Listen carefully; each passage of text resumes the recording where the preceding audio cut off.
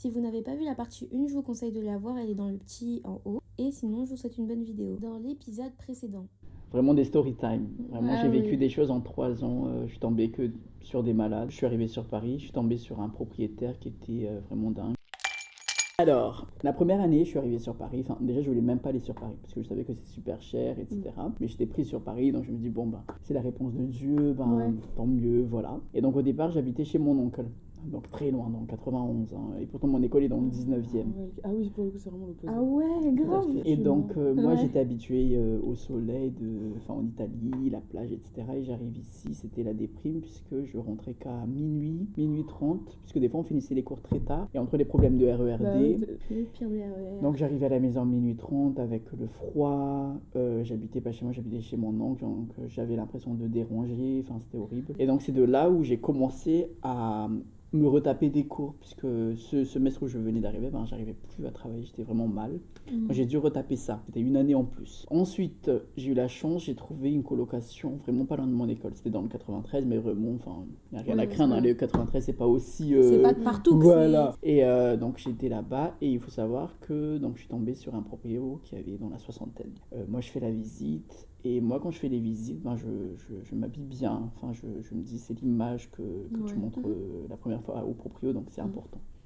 Donc il me dit, ah, j'ai fait visiter 20 fois cet appart par des étudiants. Toi, t'es la 21e personne ou un truc comme ça. Et je dis, ok, d'accord. On fait la visite. Et finalement, il me dit, bah écoute, en fait, j'habite dans cet appartement. C'était un grand appart, mais c'était divisé en deux. Genre, il y avait vraiment la partie où il y avait 3 étudiants et sa partie à lui. Après, tout était commun, c'est-à-dire la cuisine, salle de bain, etc. Et en fait, je dis, ah d'accord et tout. Bah, ça me dérangeait pas parce que déjà, je devais chercher, j'en trouvais pas. Donc moi, j'étais là, genre, s'il me prend, bah tant mieux, je m'en fous. Et il m'a pris. Parmi les 20 personnes, enfin 21e personne, j'étais pris et j'étais un peu étonné, mais je me suis dit, bon, bah écoute, ben voilà. Donc, j'emménage, au début tout se passe bien, mais on remarque que le gars, il était un peu. Comment dire ça? Enfin, il était vraiment bizarre. C'est-à-dire que, par exemple, tu mettais la fourchette à droite, il fallait les mettre à gauche, enfin vraiment pointilleux, mais un point. Il allumait le chauffage, il rentrait le soir et il nous criait dessus en disant, ben c'est nous qui avions allumé le chauffage et pourtant on n'a pas touché au chauffage. Donc c'était tous les jours, tous les jours on recevait des WhatsApp, des photos, c'était vraiment presque de l'harcèlement tous les jours. Ouais, genre que des reproches, Ouais. de trucs. Wow. J'arrivais à l'école, message, photo, c'est quoi ceci, c'est quoi cela. Enfin, c'était Ah ouais. impossible. À un moment donné, c'était le Covid, donc c'était pendant la période Covid et tout. Bah, moi, j'avais nulle part à aller, donc je devais rester dans cette coloc. Et le pire, c'est que tous les étudiants, les autres partis. gars, sont partis parce qu'ils avaient de la famille, Oh des amis. l'angoisse. Donc il n'y avait plus que moi et lui dans l'appart. Enfin, vous savez, moi je suis gay, il faut savoir, donc ça fait partie de l'histoire, puisqu'après j'étais sur un site et je vois qu'il était sur le site. Et donc moi j'étais dans ma chambre et je vois qu'il regarde mon profil et moi je regarde son profil et pourtant il est derrière la cloison, genre il est dans sa chambre. Donc là c'était un peu le gêne, je me suis dit ah c'est trop bizarre, c'est gênant et tout, mais après je me suis dit bon, en quoi c'est gênant? Il est gay, je suis gay, basta. Ouais, vous faites Enfin, votre vie, en vrai, de base, Voilà. sur le Je papier, il dis, n'y a pas pas de grave. problème. Mais après ça a commencé là où il était très très bizarre, c'est-à-dire qu'il voulait toujours taper la discu. Moi ça me dérange pas de parler avec lui, vraiment pas, mais c'est juste qu'il est vraiment... Non, surtout qu'il c'était impossible de parler avec lui. Dès que c'était pas selon Ouais, fallait que ça aille sa dans son pensée, sens. ouais, ben il s'énervait, il parlait mal, tu vois. Moi j'en avais un peu marre au départ, je me suis dit bon j'arrête de parler avec lui, je dis bonjour, au revoir, basta, tu vois. Et le pire c'est qu'il me suivait partout, dès que j'allais dans la cuisine, comme par hasard il venait dans la cuisine pour faire des choses. J'allais dans la salle de bain, ça se voyait qu'il y avait quelqu'un puisqu'il y avait la lumière, et il ouvrait. Il ouvrait la salle de bain. Il n'y a Et moi- pas à faire ça. Et il me dit ah mais je savais pas et ça a commencé là. À un moment donné il est parti au Maroc, il était coincé au Maroc ou je sais pas quoi. C'est Les très étudiants bien. sont revenus et il nous dit, puisque en fait il y avait un Italien, il faut savoir que le gars il est vraiment, je pense que c'était vraiment un psychopathe, il calculait tout, il prenait que des étrangers et comme ça il pouvait, enfin comment dire ça, enfin il y avait vraiment une pression en fait, tu vois. Tu sais que, Et vu mais que- pour de vrai, hein, mais ça c'est réel. Hein. Et vu que t'es étranger, la plupart ils ont peur, tu vois, parce qu'ils se disent ils connaissent personne. La plupart c'était des. Enfin, par exemple, l'italien c'était un Erasmus, il connaît personne sur Ouais, Paris, du coup, donc t'es il là, a peur tu et il sais, écoute, t'as que il ce- accepte tout, tu vois. Et là, le proprio qui nous dit je rentre bientôt à Paris, il parle à l'italien, genre super mal, puisque soi-disant il est italien, et ça venait d'Italie le Covid, et pourtant il n'était pas en Italie, hein. Il dit ah non, mais t'es sûr t'as pas le Covid, enfin, sur les messages groupés, t'es sûr t'as pas le Covid, nettoyez les poignets dès que j'arrive. Est-ce que vous pouvez me faire les courses, parce que j'ai la flemme de faire la queue pendant 1 heure, parce qu'on faisait la queue pendant le Oui, Covid pendant pour. une heure, ouais. Et moi je disais à mes colocs, mais non en fait, on n'est pas là, on n'est pas ces boniches, Ouais. on paye un loyer, donc on paye la chambre, on n'est pas là gratuitement en fait. Mhm. Et de là, ben, il revenait, il nous forçait à faire des choses, moi j'acceptais pas, et c'est pour ça qu'il était vraiment vraiment contre moi à un moment donné. Il supportait pas parce que moi j'avais mon caractère à moi, j'acceptais pas du tout ça. Et c'est parti en cacahuète. Je vais pas vous expliquer les détails, mais à un moment donné, le soir, il nous criait dessus. Enfin, il était 1h du matin. Il criait, il disait qui envoie la machine si tard au lieu de juste l'éteindre et parler demain matin. Enfin, on sentait vraiment qu'on était mal dans la maison. Enfin. Et à un moment donné, on était dans la cuisine. Il m'a parlé mal, je lui ai parlé mal. Il me dit, voilà, tous mes colocs ne m'aiment pas apparemment. Pourtant, je m'entends super bien avec les autres étudiants. Moi, je dis, non, mais c'est le contraire. Moi, je te dis clairement, monsieur, on fait genre de parler bien avec vous, mais en soi, personne ne vous supporte. Et là, il s'est fâché, il a frappé les tables. On était tout seuls. Hein. Il vient vers moi. Il pointe son doigt, il me dit « Fa, je vais te frapper, je vais te frapper ». Et pourtant, je suis pas son enfant, hein. Je paye un loyer dans cette maison, enfin voilà. Je me suis levé, je dis « Ben vas-y, frappe-moi, on verra, frappe-moi ». Enfin, j'avais les nerfs. Je vous jure, vraiment, c'était toxique pendant des mois. Que là, je voulais juste éclater. Je vous jure, c'est horrible, puisqu'il y a des idées mauvaises qui traversent ton esprit. Tu te dis, je vais prendre un côté, je vais transpercer. C'est horrible. Puisque tellement c'était toxique pendant des mois, tu vois. Je lui dis, mais vas-y, frappez-moi, on verra. Et là, il commence à me dire, je fais du taekwondo, un truc comme ça. Enfin, moi, je connais pas ce genre de truc. Moi, je dis, bah, vas-y, montre-moi et tout. Franchement, moi, je l'aurais coupé en deux facilement, hein, franchement. Et là, tellement je criais, tu vois, puisqu'il pensait que j'allais ne rien dire. J'ai crié fort, et là il commençait à fermer les fenêtres parce qu'il avait honte par rapport les voisins. Je suis ressorti, et là il me dit au revoir Fa. Genre vraiment, il est très bizarre. Et le lendemain, comme si de rien n'était, il me dit ah Fa, tu pourrais m'acheter des citrons, puisque je partais à la supérette. Le culot. Et c'était très bizarre. Et jusqu'à la fin, vraiment, je payais mon loyer tous les mois, et il voulait faire des visites de ma chambre. Et pendant j'avais un contrat. Et je devais fermer ma chambre à clé. Ils m'envoyaient des messages, genre il y a une visite aujourd'hui sans me prévenir. Je devais courir pour aller dans l'appartement pour bloquer les gens qui voulaient rentrer dans ma chambre. À un moment donné, j'en pouvais plus, donc j'avais fait un préavis. Et le gars, il a traîné pendant des mois. Il voulait pas me faire l'état des lieux de sortie. Vraiment, il voulait juste m'emmerder en fait. Et pendant des mois, il a rien foutu. Et à la fin, ça s'est bien passé en soi, mais jusqu'à la fin, il me dit ah, ces coussins-là, ils sont détruits, il y a des taches. Et pourtant, non, c'était comme ça. Bon, je me suis dit, bah, c'est pas grave, je vais en acheter. Je suis parti, j'ai pris une voiture d'un pote, j'ai acheté tout. Je suis parti à Lidl, Ikea et tout, j'ai tout remis. Et là, après quelques jours, il me dit ah, Fa, tu m'as jamais remboursé les coussins, etc. Et pourtant, j'ai remis en main propre. Je me dis, mais c'est pas possible, enfin, j'ai remis et tout, je vous ai déposé, j'étais là, vous étiez là. Et là, il me dit enfin, il n'y a aucune preuve. Où est le reçu? Il n'y a aucune preuve de ça. Donc, il m'a volé aussi des sous par rapport à la caution que j'ai mis sur l'appart. Enfin, voilà, tout ça. Mais au moins, je suis partie de... À un moment, t'en es sortie, mais l'angoisse, quoi. Oui, je te jure. Mais du coup, ça a duré combien de temps que tu as vécu là-bas? Oui, ça a duré presque 1 année à peu près. Hein. Après, moi, je vais rebondir sur un truc, genre, il faut jamais, pour moi personnellement, mais toi tu l'as fait, ça s'est bien passé, mais habiter avec des potes, si vous êtes très proches, ça peut créer des soucis et abîmer la relation enfin amicale. Et même par rapport au travail, je pense que c'est toujours pas bien de travailler avec des potes. C'était vraiment pas une bonne idée. J'avoue que je retrouve plus la partie où on en parle, mais pour information, Cilia était en alternance dans l'entreprise de sa copine qui ne l'a pas payée depuis 6 mois, voilà. Tu sais, je suis partie voir le directeur de mon école pour lui expliquer un peu la situation, parce que, ah oui, le truc aussi, c'est que vu que je suis en contrat pro, si je rends mon contrat, je vais devoir finir de payer l'école. Sauf qu'il est hors de question, en fait, que je... Enfin, c'est pas qu'il en est hors de question, mais c'est que clairement, déjà le moment où je vais récupérer mes sous, clairement, déjà c'est quand? Je ne sais pas, j'ai même pas de visibilité. Et non, genre sortir de l'argent pour finir de payer l'école, chaud. Donc je suis partie voir mon directeur et tout pour lui dire, on parlait un peu, etc. Il m'a dit, mais pourquoi déjà t'as travaillé avec ta pote? Et je lui dis, mais... Ah oui, et c'est ça que je voulais dire tout à l'heure, c'est que moi, je crois au fait qu'au départ, elle n'était pas de mauvaise foi. Mais c'est juste qu'elle s'est engouffrée dans un truc et elle a un ego. Enfin, tu sais, forcément, t'as pas forcément envie de montrer tes faiblesses, etc., les choses qui vont pas, ce que j'entends très bien, mais en fait, le truc, c'est que t'as aussi un devoir en tant qu'employeur. Voilà. Et moi, je veux bien être compréhensive, mais... Il y a des limites. Sinon, par rapport à ma pote, moi aussi, j'ai pas la même vision des choses. Quand tu disais, faut pas vivre avec sa pote. Mon ami, ma famille, vraiment, c'est ma vie. Genre, je mets mon âme dedans, je fous et tout. Je pense être une bonne amie si on vit ensemble et que ça se passe plus bien et qu'on se dispute. Bah, juste, t'étais pas quelqu'un d'adéquat pour moi, tu vois. Genre, je vois plus comme ça. Après, oui, c'est chiant parce que du coup, tu t'es engagé dans quelque chose après. C'est ça qui est chiant, si tu veux. Après, ça peut gâcher la relation, je m'en fous. Si la relation, elle devait être gâchée un jour ou l'autre... Pour moi, c'est comme dans n'importe quelle relation. Il y a une grande différence quand tu habites vraiment, que tu vois les petits détails de la vie. Ouais, c'est ça. Mais pour moi, c'est un truc, ça va arriver un jour ou l'autre. Voilà, et après, c'est pour ça qu'il faut être tolérant aussi, qu'accepter que voilà, on est tous différents, on va tous réagir de manière différente. Et juste essayer de s'adapter un peu chez ça.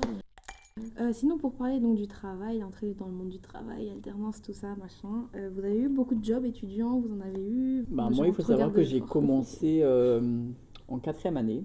En fait, mes parents, ils sont clairs, genre, on t'envoie à l'étranger pour avoir un diplôme. Donc, si le travail ne permet pas d'avoir ce diplôme, c'est pas la peine, on est là pour payer. En 4e année, ben, j'ai commencé un taf, ça s'appelle présence à domicile. Donc, c'est des visites de convivialité, donc après le Covid. Donc, c'était pour les personnes âgées, où tu faisais des visites, tu parlais avec eux, tu faisais des petits jeux, etc. Trop sympa. Voilà, donc c'était super sympa parce que j'aime bien tout ce qui est relationnel, j'adore ça, j'aime bien parler, donc forcément. Mais après aussi, vu que j'aime bien conduire, ben, je faisais aussi des accompagnements véhiculés, genre je les amenais à des rendez-vous, etc. J'ai fait avec eux pendant 2 ans, enfin ouais, donc ça c'est cool.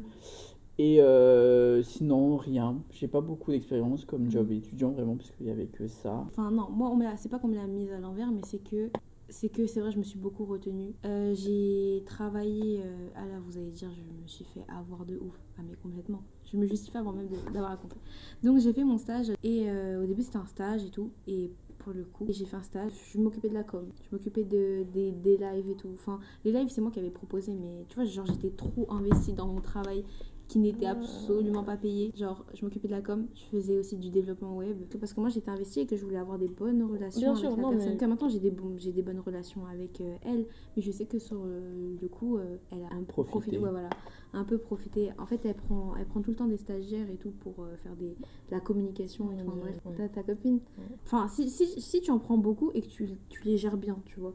Que genre en mode... vraiment, il y a un truc précis et tout. Tu vois, il y avait des jobs qu'on devait faire genre à Aubervilliers. Tu devais aller à Aubervilliers ou genre vers Astérix là et tout. Enfin bref, c'était trop bourbier. Et après, j'ai fait genre 2 sites internet dans l'espace de 2 mois de trucs et tout. Je me suis fait payer une misère, genre 200 balles ou 300 balles. On est des pigeons. Ouais, on est des pigeons, tu vois. Et bon, ça, c'était ma première vraie expérience parce qu'avant, j'ai déjà travaillé avec mon père. Il fait du contrôle technique, mon père, donc contrôle technique automobile à Paris. Et bon, vous comprenez bien, on met des contre-visites, les gens sont pas très contents, ils voient une petite jeune, en plus, genre, bon, c'est pas pour dire, mais j'ai l'impression, c'est une impression, après j'accuse pas, mais j'ai l'impression que le fait que eux ils soient blancs et pas moi, ils prennent un peu la confiance pour se dire que c'est eux qui ont raison et pas moi. Non, mais genre, t'en as beaucoup qui croient que je parle pas français, que je viens pas de France, t'es venu quand? Genre, combien de fois on m'a dit t'es venu? Alors en fait, je suis née ici, je parle pas vraiment malgache. Donc voilà, je me suis beaucoup fait crier dessus, des gens bourrés, des gens, enfin, du n'importe quoi. Là, je vais commencer le travail à McDo. Bah, on va voir, hein, j'aurai sûrement de nouvelles choses à dire d'ici 2 mois.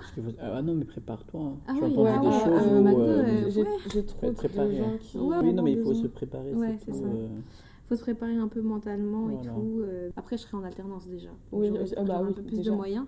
Moi, j'ai trouvé assez facilement mon alternance. Finalement, j'étais contente de voir qu'il y avait des personnes ouvertes d'esprit parce que je parlais de ma chaîne YouTube, je parlais de trucs un peu modernes et tout, mais ils étaient pas là en mode YouTube, c'est quoi ça? C'était pas dénigrant face à pouvoir d'internet et tout. Enfin bref, ils étaient tous intéressés. Bref, j'étais contente. Ma recherche d'alternance, ça s'est bien passé. Mais on m'a jamais dit que c'était aussi dur quand même de trouver une alternance. On m'a jamais prévenu. Non, en général, tu t'en rends compte quand t'étais là, t'es en mode Ouais, c'est vrai. D'ailleurs, c'est aussi pour ça que... Enfin, parce qu'à la base, moi, en fait, j'en avais marre de chercher et je voulais pas chercher. Et je suis juste en mode, au pire, je prends un taf à temps partiel, en plus encore de l'autre. Et voilà. Et c'est pour ça que j'ai accepté, parce que c'était ma pote, d'être en alternance avec elle. Parce que j'ai aussi une mauvaise expérience, entre guillemets, de l'entreprise avec laquelle j'ai travaillé avant. Ce qui faisait que je ne veux plus... On veut savoir l'expérience. Bah, bon, je tairai le nom de la boîte. Voilà. Une boîte connue? C'est connu, on le connaît. J'ai même pas envie de dire c'est quoi le registre de ce qu'ils font parce que ça peut se trouver très facilement. C'était à l'époque où justement je passais en 3e année en communication. Enfin, moi, du coup, j'ai fait de la com, mais pas du tout dans un cadre, pas de cursus, etc. C'était plus les trucs que j'ai un peu fait de mon côté et des petites expériences. Bon, bah, du coup, j'arrive. Je me suis dit, bon, l'idée, ce serait quand même, si je veux avoir une alternance pour le master, de peut-être faire un stage, parce que clairement, j'étais en mode, bah, je vais pas trouver une alternance maintenant, parce que ça va être compliqué que les gens prennent quelqu'un qui ait 0 expérience. Donc, je tombe sur une offre de stage. C'était en story Insta, et du coup, je me dis, oh, cool. Donc, je check et tout, et franchement, en vrai, c'était pas que du mauvais, genre, c'était très formateur. J'avais quand même des collègues, genre, très sympas et tout. Bah, un peu comme toi, finalement, le truc de t'es trop investi, du coup t'en fais beaucoup, mais en vrai t'as même pas vraiment la reconnaissance à hauteur de ce que t'as fourni. Alors je dis pas ma responsable, vraiment je la porte dans mon cœur, et c'est elle aussi qui fait que maintenant je me sens apte à faire les choses et que je suis plus confiante sur ce que je fais. Par exemple, je faisais des horaires où moi je suis très matinale, et aussi j'ai fait le choix d'arriver plus tôt au bureau pour pas me taper les gens dans les transports aussi le matin. Donc en général j'arrivais vers 8h, et par contre le soir je finissais pas forcément plus tôt. Après c'était un choix aussi, c'est que je voulais repartir avec mes collègues, etc. Mais c'est vrai qu'on m'imposait une charge de travail qui n'était pas forcément légitime, dans la mesure où il y a des trucs j'aurais pas dû faire. Genre par exemple, il y a des fois où on devait faire appel à des prestataires externes, mais au final, vu qu'ils s'y prenaient vachement à la dernière minute, t'as personne qui veut faire le projet, et en plus ils avaient pas de budget. Donc du coup moi je m'y collais, alors que ça me prenait énormément de temps et que c'était pas à moi de faire ça. Je pense que tout le monde a vécu ça. Même moi, dans la sauce où j'étais vraiment le larbin. Genre normalement j'avais vraiment des tâches précises, mais finalement je faisais d'autres trucs. Ouais, et faut arrêter de banaliser ça. Les entreprises, ça me dérange pas, parce que moi j'ai appris. Oui, c'est formateur. Oui, c'est formateur de et l'expérience, tout. Bien sûr. Et puis j'étais contente de faire un nouveau truc, d'avoir un contexte pour le faire et qu'on m'ait confié du travail. Mais à un moment, tu vois, c'est pas ça convient pas. De faire ce genre de choses, genre les horaires de boulot finis, c'est fini. Il n'y a pas à envoyer des messages le week-end ou à partir de 20h, déjà, 20h c'est déjà tard. C'est trop déjà. 19h max, et encore 19h aussi, enfin voilà. Et il faut arrêter en fait de banaliser ce truc du genre t'as un poste, mais au final, alors je veux bien que des fois pour dépanner ça arrive et c'est normal, genre on n'est pas non plus mais on n'est pas des mains à tout faire, sinon mettez sur le contrat genre main à tout faire, genre là je comprendrais mieux ma tâche quoi. Ouais, c'est ça. Et le fait que tu vois t'es jeune, t'es étudiante, tu cherches de l'expérience, on abuse de ta bonté, c'est ça. Et toi en plus tu te la donnes, hein. Genre tu te dis moi je l'ai fait, hein. Des fois même puisqu'ils avaient personne, ils me demandaient de venir le week-end, et vu que tu te dis c'est un bonus en plus, je vais le faire, mais j'étais KO, hein. En plus c'était dans le 78, non j'habitais dans le 93 à Villemont. Ah bon, ça va, c'était comme ça. Oui mais quand même tu vois, t'étais fatigué, le week-end quoi. Il y avait des moments genre je conduisais la voiture de société et tout, et j'ai ramené quelqu'un, mais loin dans la campagne, fin fond du 78. Et tellement j'étais fatigué que j'arrivais plus à conduire. Je me suis dit, je vais faire un accident si ça continue comme ça. Donc j'appelle un pote qui habite pas loin, et j'appelle la directrice, je dis, je ramène la voiture chez moi, je peux pas ramener, puisque normalement tu ramènes aussi la voiture à la société, c'est là que tu reprends le transport pour rentrer. C'était une faveur qu'elle t'avait demandé de faire oui, ils avaient personne, donc ils me disent, il y aura un bonus si tu peux, etc. Donc j'ai dit, vas-y. Et donc là j'ai appelé, j'ai dit, non, je ramène la voiture chez moi, je rentre chez moi avec la voiture, parce que je peux plus... C'est bien de d'écouter ça. Ah oui, non, mais je savais, j'étais tellement fatiguée, genre mes pieds ne répondaient plus. C'est tellement dur avec les études d'être chaud. Faut que tu réussisses les études, faut que tu sois là, souriante et tout, machin. Faut que tu aies une vie sociale, faut que tu sois bien avec les gens. Faut que tu sois cool. Clairement, ma vie sociale, en tant qu'étudiante, il n'y en a pas eu de folle, parce que je suis pas trop amie avec les personnes. C'est pas trop les personnes qui viennent de mon milieu. Oui, c'est que tu pas les affinités. Mais la vie sociale en tant qu'étudiant, c'est vrai, c'est important quand même de mettre du temps là-dessus. Mais quand même, tu peux pas tout faire quoi. Ouais, en fait, voir la part des choses, faut essayer de trouver genre une balance dans tout ça. Je pense qu'on va en arrêter à là. En tout cas, j'étais ravie de parler avec vous. C'était fluide, c'était trop bien. C'était sympa. C'était trop bien. Merci encore d'avoir joué le jeu pour moi. C'était un plaisir, merci de nous avoir invités. On a parlé bien 1h30 là. Ouh.